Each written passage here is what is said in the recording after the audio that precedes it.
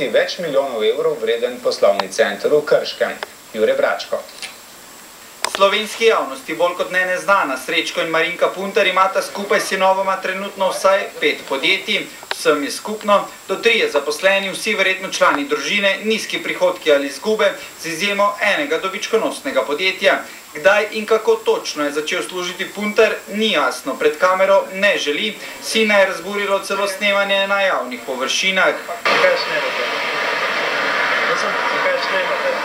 Zdaj mi novina rekel, da snimate. Sem rekel prej, da ne snemite. A gremo mi tu stati? Evo, gremo na pločnik stati, pa lahko pač posnemamo.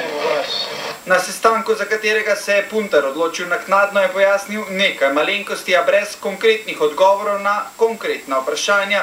Puntarjeva zgodba trdi, da naj bi prek menice dobil zemljišča iz stečajne mase po naših informacijah okoli leta 2005. Zemljišča naj bi nato prešla na prazno družinsko podjetje Radio Turist. Samo 2 leti pozneje je podjetje z okoli 2,5 hektarja zemljišč prodal Merkurju.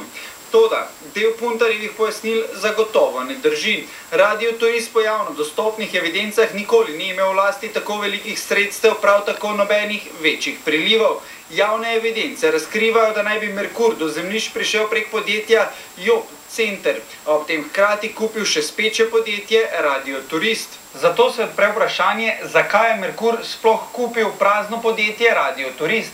Speče firme se namreč kupuje, da se utaji davke, opere denar ali izčrpa podjetje. Merkur je takrat vodil zdaj obsojeni Bine Kordež. Pomembno pa je tudi dejstvo, da v Merkurju o nakupu Radia Turist ne vedo ničesar. Posel, ki ga omenjate, ni bil predmet izredne revizije in tudi nikoli ni bil obravnavan na sejah prejšnje uprave, zato žal nimamo na voljo informacij o njem. Posel naj bi potrdil Kordež, ki se na klice ne odziva. O njem tudi po telefonu ni želel govoriti Puntar. Ne morem o tem govoriti tako po telefonu. Kaj, če pa mi pridemo v Krško, pa se dobiva? Ne. Po prodaji decembra 2007 je Puntar leto dni pozneje, 9. januarja 2009, ženo postal lastnik 3 podjetij na Deviških otokih in enega v Hongkongu, ki so po zadnjih podatkih ICIJ aktivna. Zakonodaja je jasna. Vsak rezident Republike Slovenije mora davčni upravi prijaviti vse naložbe, torej tudi podjetja in račune v tujini. Tega niste prijavili davkariji? To tem nič ne vem. Ne veste, da imate 3 podjetja prek... Ne vem. Nima oziroma ni imel dobenih podjetij na Deviških otokih? Da jaz vem, definitivno ne.